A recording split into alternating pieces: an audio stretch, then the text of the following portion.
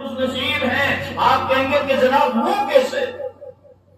تو اٹھاؤ حدیث پاک، کل قیامت کے دن فرشتے اللہ رب العالمین سے عرض گزار ہوں گے، مولا اے پاک پروردگار، یہ سامنے جو نورانی جماعت کھڑی ہے کون ہے؟ کیا یہ نبیوں کی جماعت ہے؟ خالق ارض و سماء ارشاد فرمائے گا نہیں۔ کیا یہ صحابیوں کی جماعت ہے؟ رب کعبہ ارشاد فرمائے گا نہیں۔ کیا یہ ولیوں کی جماعت ہے؟ رب فرمائے گا نہیں۔ کیا یہ شہیدوں کی جماعت ہے؟ اللہ رب العالمین فرمائے گا نہیں۔ کہ بارے الہ فرشتے رب سے پوچھیں گے کیا یہ خانے کعبے کا طواف کرنے والوں کی جماعت ہے؟ رب فرمائے گا نہیں۔ صفا مروا کرنے والوں کی جماعت ہے؟ رب فرمائے گا نہیں۔ جمرات کرنے والوں کی جماعت ہے؟ رب فرمائے گا نہیں۔ عرض کرے گا مولا پھر کس کی جماعت ہے؟ خالق ارض و سماء کی رحمت جوش میں آئے گی۔ اللہ رب العالمین ارشاد فرمائے گا، او میرے فرشتوں جواب بعد میں لینا، پہلے جنت میں جاؤ۔ حکم الہی پانے کے بعد فرشتے جنت میں جائیں گے۔ رب فرمائے گا جنت کی کرسی لے کر آؤ، جنت کی کرسی لے کر آؤ۔ فرشتے حکم الہی پا کر جنت کی کرسی لائیں گے۔ رب فرمائے گا ان کرسیوں پر اس جماعت کو بٹھا دو، بٹھایا جائے گا۔ اب پوچھیں گے مولا آپ کو بتانے کون ہے؟ رب کعبہ ارشاد فرمائے گا ابھی نہیں، پہلے جنت میں جاؤ، جنتی تاج لے کر آؤ۔ فرشتے حکم الہی پانے کے بعد جنت سے جنتی تاج لائیں گے۔ رب ارشاد فرمائے گا ان کے سروں پر سجا دو، سجا دیا جائے گا۔ عرض کریں گے مولا آپ کو بتا، رب کعبہ کی رحمت کو جوش آئے گا۔ خالق ارض و سماء ارشاد فرمائے گا، اے میرے فرشتوں تم گواہ ہو جاؤ، یہ میرے وہ بندے ہیں جنہوں نے اپنی اولاد کو صرف قرآن پڑھایا ہے۔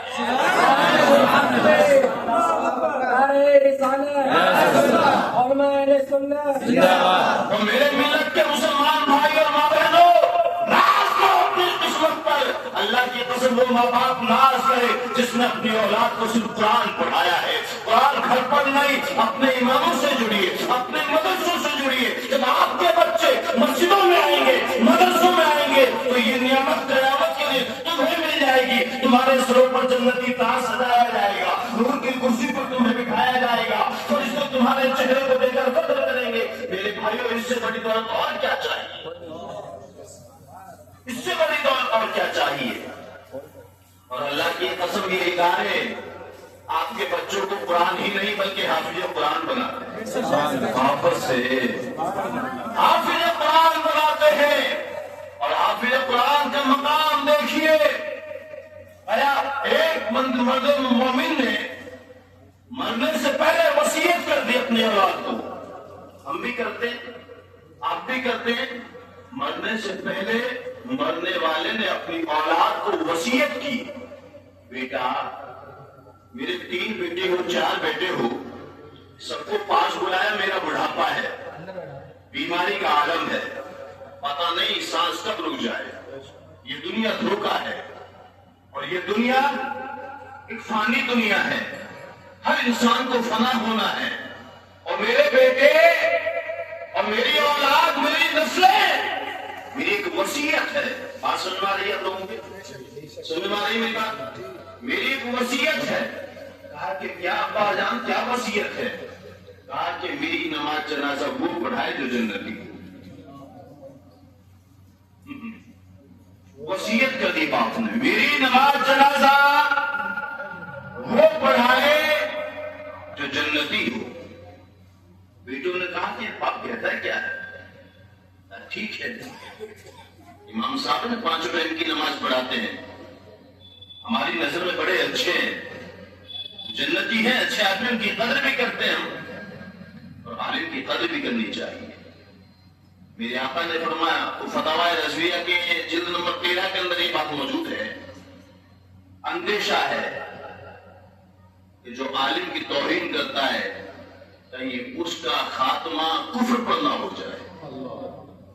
عالم کو تحقیر کی نظروں سے دیکھنا، اعلیٰ فرماتے ہیں ڈر ہے کہ اس کا اندیشہ کفر پر نہ ہو جائے، اور اس کے لیے نحوست ہے کہ اس کی 7 پیڑھیوں میں کوئی عالم پیدا نہیں ہوتا ہے۔ عالموں کی قدر کرنی چاہیے۔ کہ امام صاحب پانچوں ٹائم نماز پڑھاتے ہیں، بڑے نیک ہیں، اچھے ہیں، باشرا ہیں، شریعت کے پابند ہیں، صحیح سنی عقیدہ ہے، غیر بھی نہیں ہے، ہم ان کی عزت بھی کرتے ہیں، بڑے قدر والے ہیں، ٹھیک ہے، باپ کا انتقال ہو جائے گا، نماز جنازہ امام صاحب پڑھا دیں گے، انتقال ہو گیا باپ کا،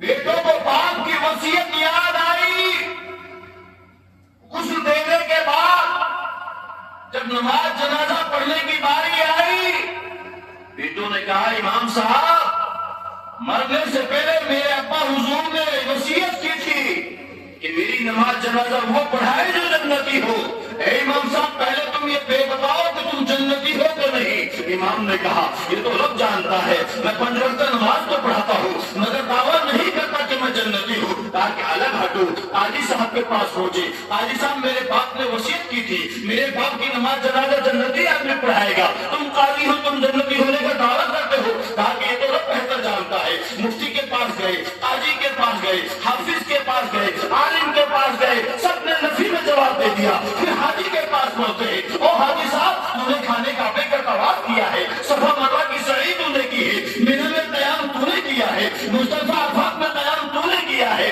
شیطان کو تو نے پیٹا ہے، کھانے کعبے کی نزدیک تو نے کی ہے، لہذا تو میری نظر میں جنتی ہے۔ حاجی صاحب نے بھی انکار کیا، میں دعویٰ نہیں کرتا۔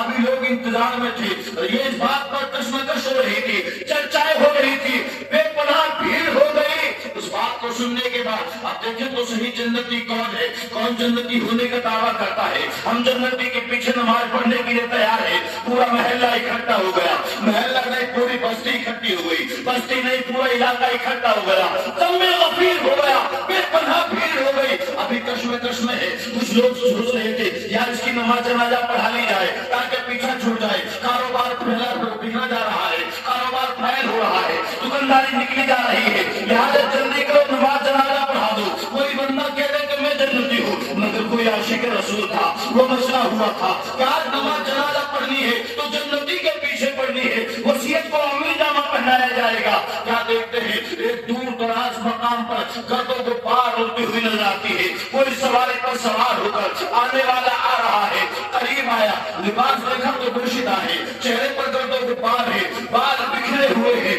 آنے والے نے آ کر پوچھا اور زمانے والوں، وہ لوگوں ہمیں غفیر کا مجمع اکٹھا کرنے والوں آج وجہ کیا ہے، یہاں اتنے سارے لوگ کیوں ہیں؟ اللہ اکبر۔ لوگوں نے بتایا یہاں ایک انتقال ہو گیا، ایک مرنے والے نے مرنے سے پہلے وصیت کی تھی میری نماز جنازہ وہ پڑھائے جو جنتی ہے، میری نماز جنازہ وہ پڑھائے جو جنتی ہے۔ اب کوئی نماز جنازہ پڑھانے کے لیے تیار نہیں، امام صاحب نے بھی منع کر دیا، مفتی صاحب نے بھی منع کر دیا، قاضی صاحب نے بھی منع کر دیا، سارے لوگوں نے منع کر دیا ہے۔ اب انتظار میں ہے کہ کوئی آئے جنتی ہونے کا دعویٰ کرے۔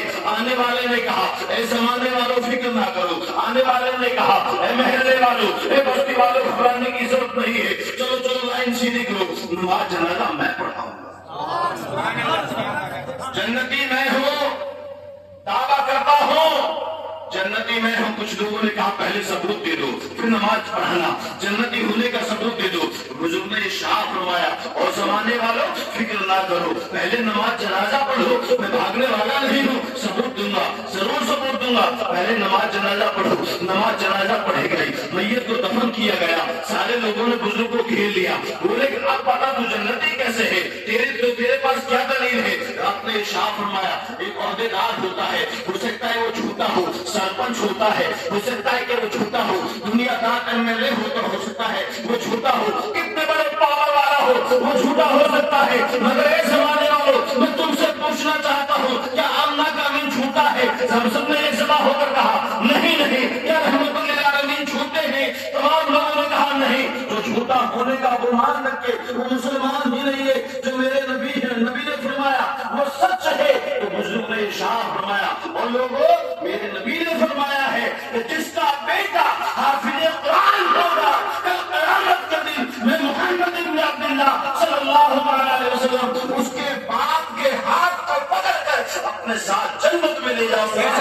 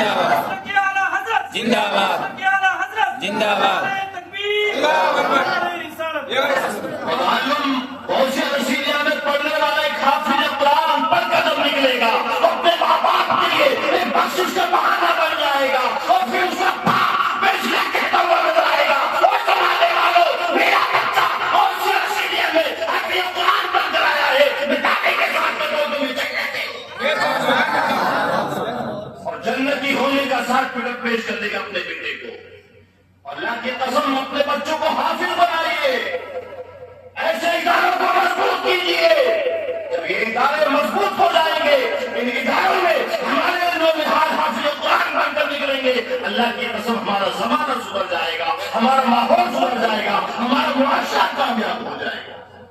اور اللہ کی قسم میرے بھائی، اگر یہ نسلیں بگڑ گئی، افسوس کا مقام ہے۔ ایک وقت تھا یہ نسلیں جب اداروں میں پڑھنے کے لیے جاتی تھی کہ ہاتھ میں قاعدہ بغدادی ہوتا، نورانی قاعدہ یا مدنی قاعدہ ہوتا، اور باقاعدہ بغدادی کے حق میں ہوتا، قرآن مقدس کے سینے سے لگا ہوتا، تو ایک زمانے کا ماحول تھا، ولی پیدا ہوتے تھے، معاشرہ سلح ہوا تھا۔ اور میرے بھائی، اس نسل کو برباد کرنے والے کوئی اور نہیں۔ توجہ فرمائیے گا، دکھتی رت پر ہاتھ رکھ رہا ہوں، آپ کی دکھتی ہوئی رت کو پکڑ رہا ہوں۔ آج اپنے معاشرے کے اندر دیکھیے کیا ہے۔ میں اپنی بات نہیں، پیارے مصطفیٰ کی بات کہہ رہا ہوں، اپنی بات تک نہیں پہنچا رہا، پیارے مصطفیٰ کا پیغام پہنچا رہا ہوں۔ اور میں تم سے پوچھنا چاہتا ہوں، میرے نبی کی شان کیا ہے؟ میرے آقا نے اسلام کیسے بتایا؟ 63 سالہ میرے نبی کی زندگی سامنے رکھ لو، مسلمان بن جاؤ، ایمان والے کہلاؤ۔ دعوے کے ساتھ کہہ رہا ہوں، زمانہ ہمارے قدموں میں اپنا تاج رکھنے۔ 63 سالہ زندگی پر اگر ہم نے عمل کر لیا تو سچے مسلمان اور سچے عاشق رسول کہلاؤ۔